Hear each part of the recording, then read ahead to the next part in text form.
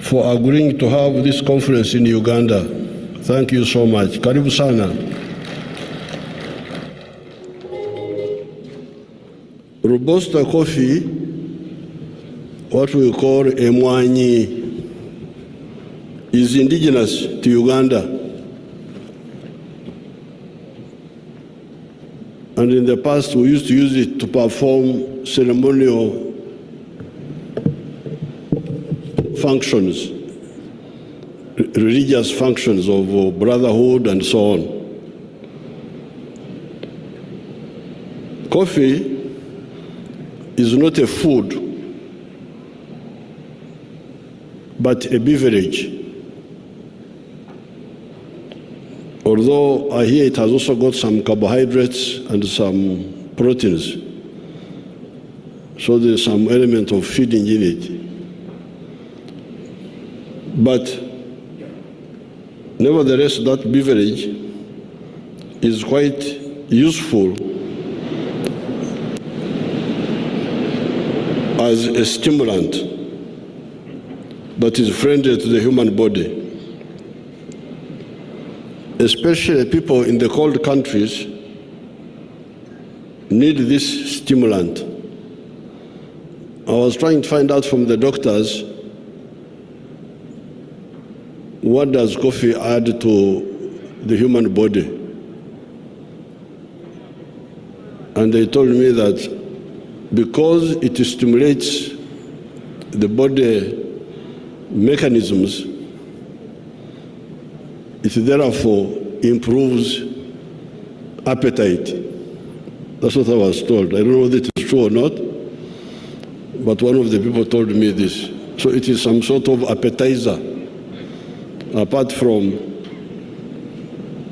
stimulating the body, the heart, the blood circulation, and so on.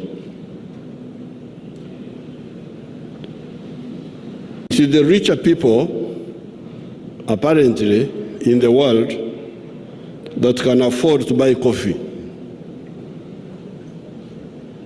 We here in Uganda didn't know that coffee was a rich man's beverage. Because we have it here, we take it for granted. But when I went to other countries, they said, no, for us, we can't afford coffee, we drink tea. Apparently, people with less incomes tend to drink tea, another beverage which we produce a lot here in Uganda. Some years ago, the global demand of coffee was 118 million bags, 60 kilograms.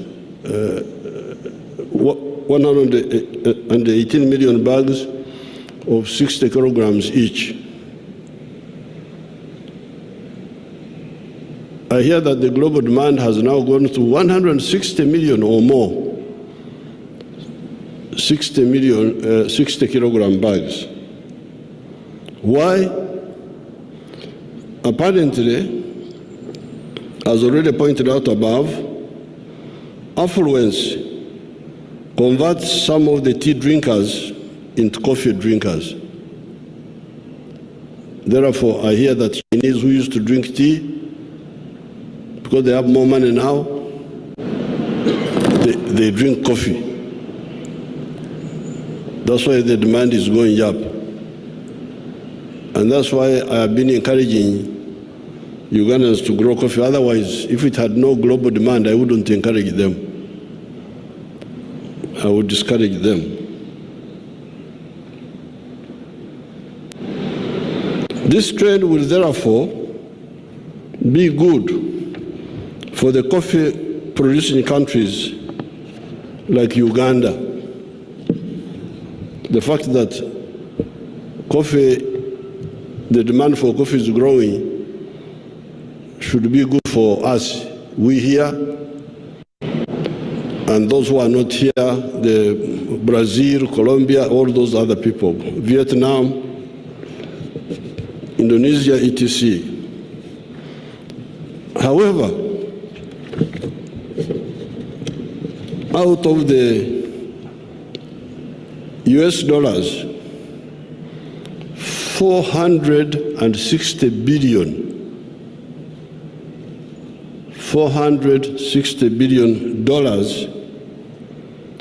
global coffee value. The coffee producing countries of the whole world, we here and those who are not here, only take US dollars 25 billion. That's where there's a problem. The coffee value in the world, 460 billion. But all the coffee growing countries of the world, they share only $25 billion.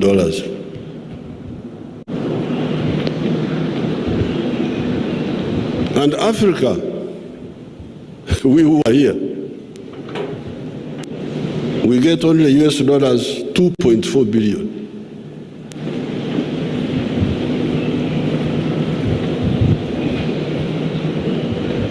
$2.4 billion out of a business of $460 billion. Uganda takes $845 million of this, of the 2.4 billion. Uganda takes more than 1/3 because of the volumes we produce here. Now, this is part of the iniquities of the present global parasitic system. The present global system is parasitic. A parasite is the one who takes from you and doesn't give back to you. We call that a parasite. So this system is parasitic. In the last 60 years, I have been involved in the struggle against this modern slavery for Africa. The cause of producing raw materials for cleverer people in the world to add value to those raw materials and get much more value from them. For the last 60 years and more, I have been involved in struggle against all this.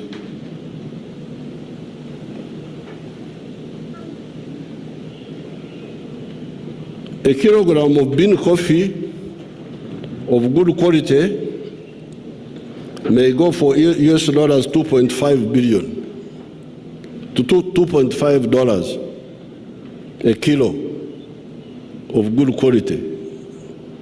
They call it something, some Q something. They give them some names. You may get $2.5. The same quantity of coffee, roasted, ground, and packaged outside, may go for US dollars 40. For what Africa gets $2.5, somebody else gets $40. This is where there is massive hemorrhage of money from the global south to the global north.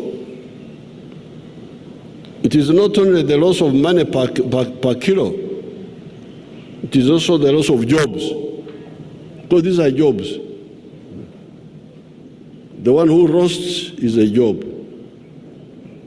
The one who grinds is a job. The one who packages is a job.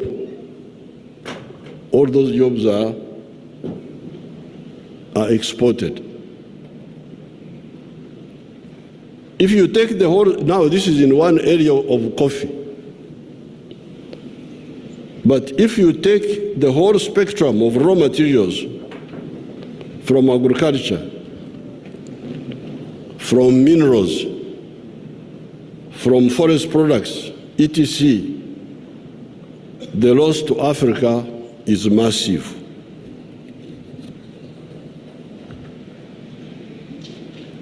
Right from the student days in our movement in the 1960s, we put forward the strategy of building Uganda's economy as an independent, self-sustaining one with both vertical and horizontal integration.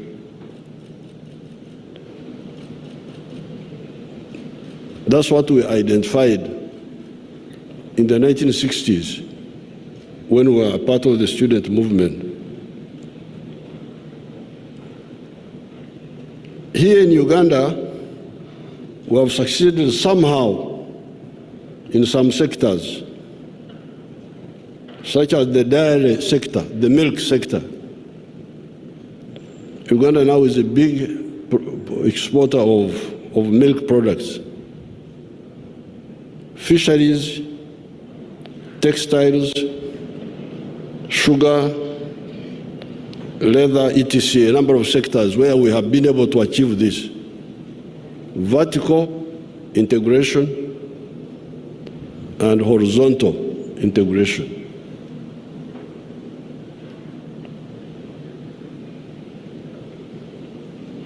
And that's how, like, as we speak today, inflation in Uganda had gone to 10-point-something% during Corona. Our inflation rate had gone to 10-point-something. And these Ugandans were panicking that they don't have bread from Ukraine and Russia. I said, why do you eat bread? Eat cassava, forget about bread. Now inflation is 3.9%, it has come down. I don't know in other countries, but here the inflation has come down, partly because of this, where we have achieved some degree of vertical and horizontal integration.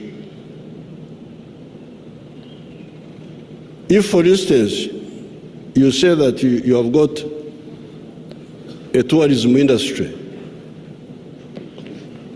but all the food the tourists eat is imported,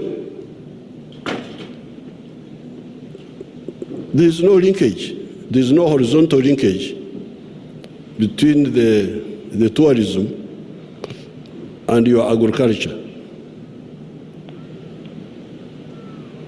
This is where there would be a problem. But here in Uganda, we produce a lot of food, and that's how I think somehow there's a linkage between the tourism sector and agriculture. However, in many sectors, including the coffee sector, we are still losing a lot of money and jobs on account of this distortion. That is why I banned completely, some years ago, the export of unprocessed minerals. I banned them. I'm not popular in some areas. But God is my savior. I'm not bothered. There was one Indian group which came and linked with my people here.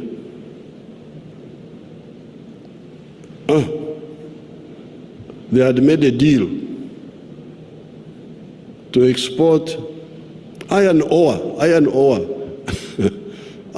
from the ground. Iron ore from the ground is soil. So these people had agreed to export to India iron ore. How much will you get, sirs and madams? We shall get $47 per ton of iron ore. When the Indian takes the iron ore and processes it into steel in India, how much does he get? He gets like now, I think now it's like $700. Now. At one time it had gone to 900, then it came to 500, 600. So you have got these wonderful Ugandans exporting our iron ore for $47 a ton, and then somebody is going to get 600, 700 from the same iron ore. There is some little variation in the calculation, because when you process 1 ton of iron ore, our iron ore is very high grade. It's the best in the world. So if you process 1,000 kilos of iron ore, you get 700 kilos. So in order to get 1 ton, you need to add more, some little, we call it chibaro in our language here, calculation. But the loss of value is huge. And remember, this person, you are not only losing money, you are losing jobs. The people who will be manning the steel factories in India will not be my grandchildren. It will be the Indian children. So how can we have something like this in Africa and we tolerate it?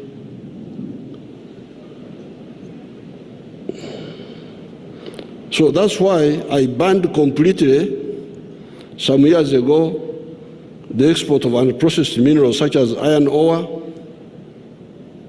blister copper. Blister copper is 94% pure. Uganda in the past used to export this type of copper. 94% copper, 94% pure copper, they call it blister copper. But here we had a situation where we were exporting this blister copper up to Mombasa, and yet we had some factories here making cables for electricity, and some factories which wanted to make transformers for electricity. But they couldn't use this blister copper because it is not pure enough. So the blister copper had to be exported out. And then our wonderful planners were now to wait for imported cathode copper. The cathode copper is the one which is 99 point something pure. This is the one you can use now directly in the cables and in the transformers. So here we had copper, but our copper had no linkage with our cables industry, had no linkage with our transformer industries.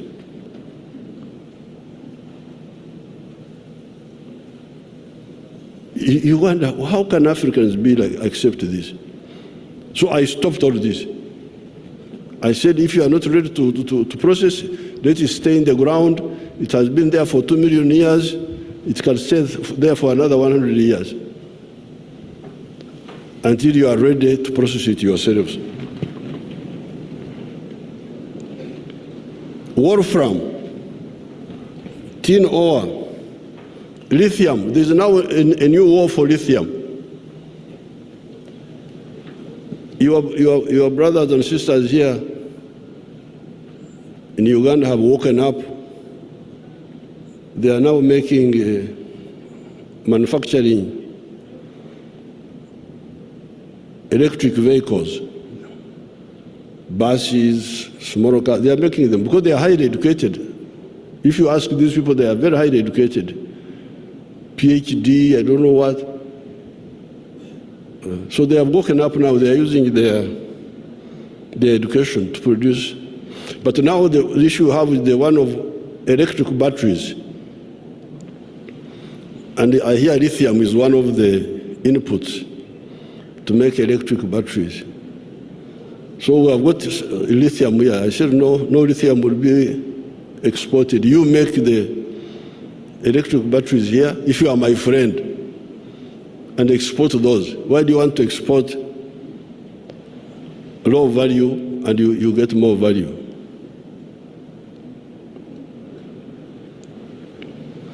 Uranium, etc. We've got a lot of uranium here. You have heard of the quarrels going on in Niger. There's a crisis now in an African country known as Niger. I think some of our friends from West Africa know it better, Togo and Cameroon, they know it better. You have heard of the quarrels going on in Niger, in West Africa, about uranium being taken to Europe. That's how I came to know recently. When this crisis started, we started getting information that apparently Niger is exporting a lot of uranium to Europe and to France for them to use in their nuclear power stations to generate electricity for themselves. So this morning I took interest. I said, by the way, what is the electricity supply in Niger?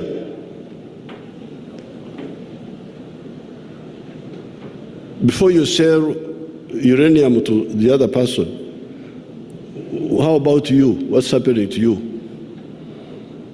Now I found, I was told, there is a measurement they call kilowatt hour per capita. Kilowatt hour per capita. Apparently, the kilowatt hour per capita of electricity in Niger is 51. 51. Every person in Niger is using 51 kilowatt hour per capita. The GDP of Niger is US dollars 613. Now, here in Uganda, our kilowatt hour per capita was very low, was like this some years ago. Was as low as this one of Niger. But now it's about 300. Still very low. But that's where it is. Then how about the United States? What is the kilowatt hour per capita of the United States? 12,000.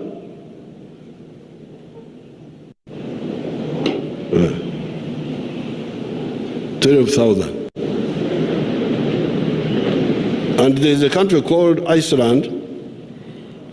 It has got a lot of electricity. Of course, they have got a small population, but it is 54,000. Now, Uganda has got a lot of uranium. Some years ago, a Western company came and proposed to mine the uranium. They came here, said they want to mine the uranium. I asked them, mine it and take it where?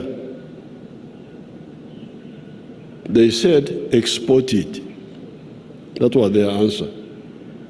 I asked them, export it for what purposes? They told me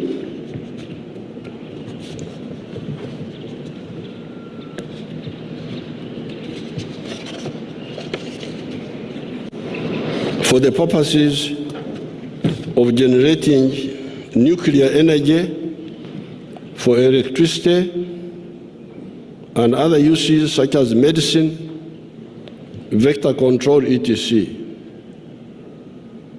I then asked them, have you heard a rumor that there are some human beings here in Uganda who need electricity, who need nuclear medicine, and who need vector control services? I asked them, you want to take the uranium, but have you heard a rumor that there are some human beings here?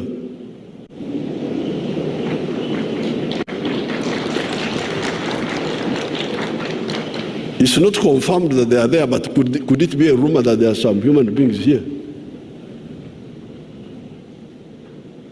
Why don't you propose to build that capacity here for the benefit of these human beings who live in Uganda?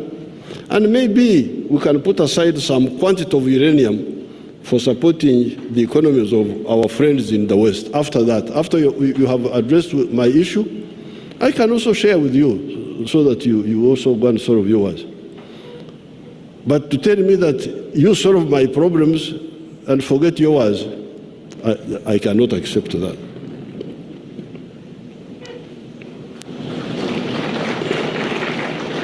They never came back. They never came back. So the uranium of Uganda is sleeping in the ground until we are ready to use it. We have now agreed with the Russians and the Koreans to build 2 nuclear power stations for electricity of 15,600 megawatts total. Imagine, just 2 stations will produce 15,000 megawatts. One 7,200 megawatts, the other one 8,400 megawatts. Our biggest dam on the Nile is the Karuma with 640 megawatts. The hydro. The biggest opposition of our plan of building an integrated national economy has been mainly internal, from some elements of the political and bureaucratic classes who perform the role of comprador bourgeoisie, agents of foreign interests Mao Zedong talked about in China. Unlike the national bourgeoisie who build our economy, the comprador bourgeoisie, raw material exporters, importers of foreign products that can be made here, commission agents, bleed our economy.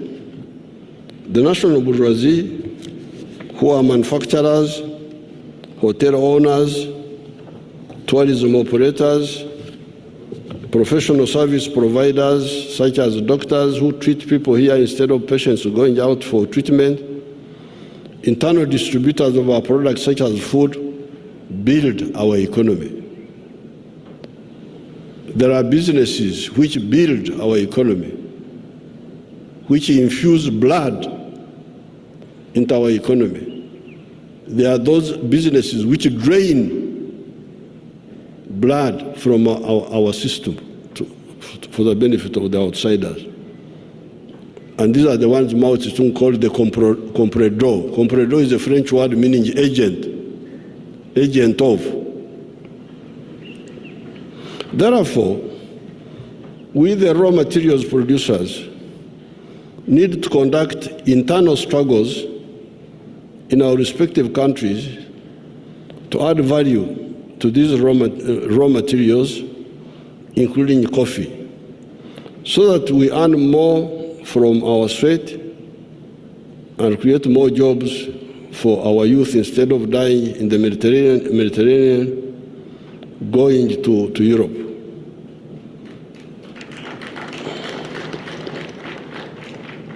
We also need to sensitize our partners in the countries that have been buying our raw materials at same slave prices that their economics is defective.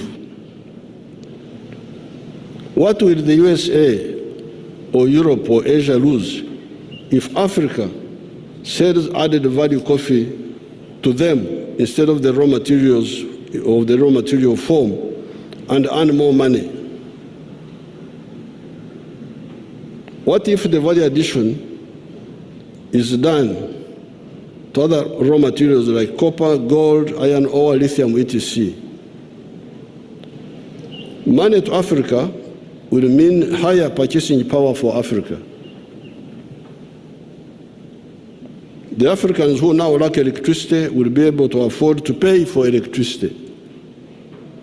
Where will the turbines come from, the ones for generating the electricity? Will they not come from Europe, USA, Russia, China, or from other partners?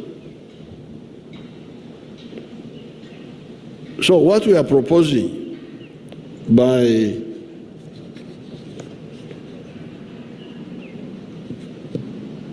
adding value to our raw materials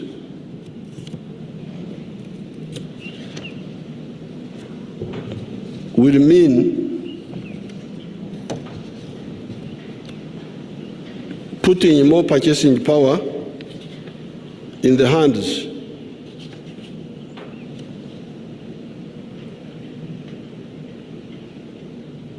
of the Africans.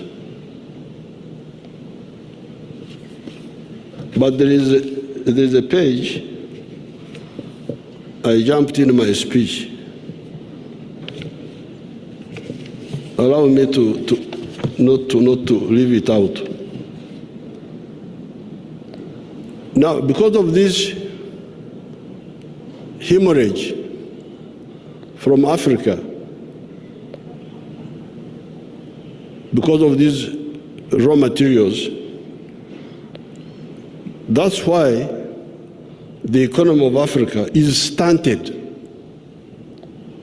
African economy is stunted. I had jumped this, very sorry, very sorry. That's why the economy of Africa is stunted.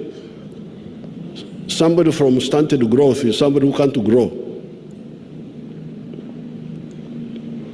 The GDP of the whole massive African continent, with a population now of about 1.5 billion people,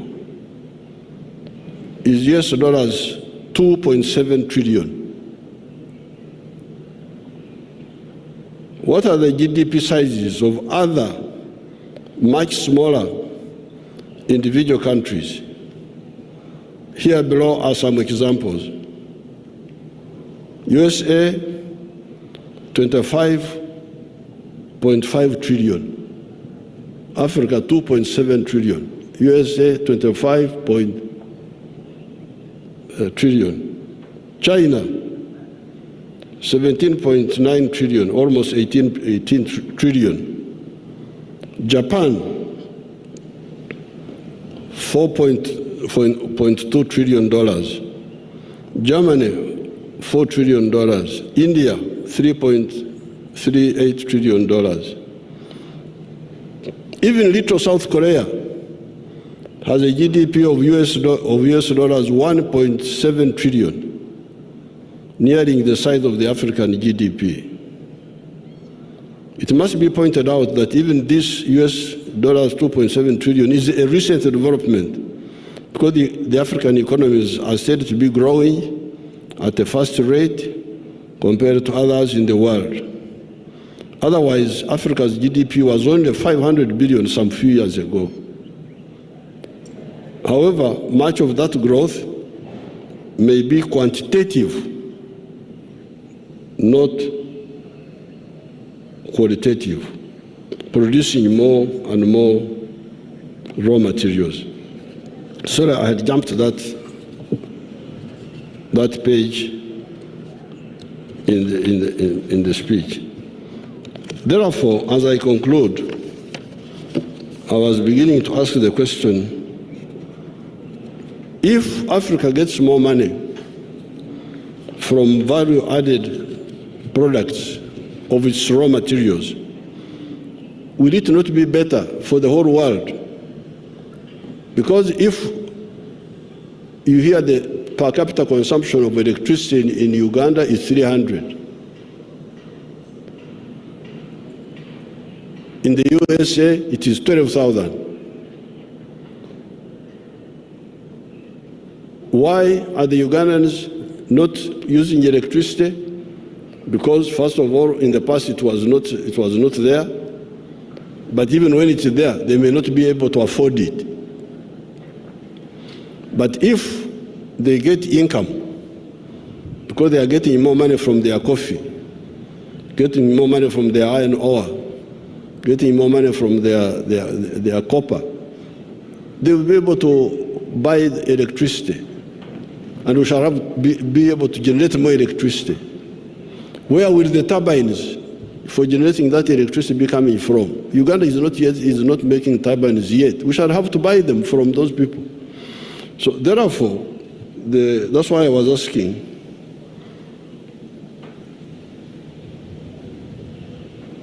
the question was, how can greed obscure rationality to such an extent? Why can't people see what is good for all of us? In conclusion, I propose to say that global affluence will benefit everybody.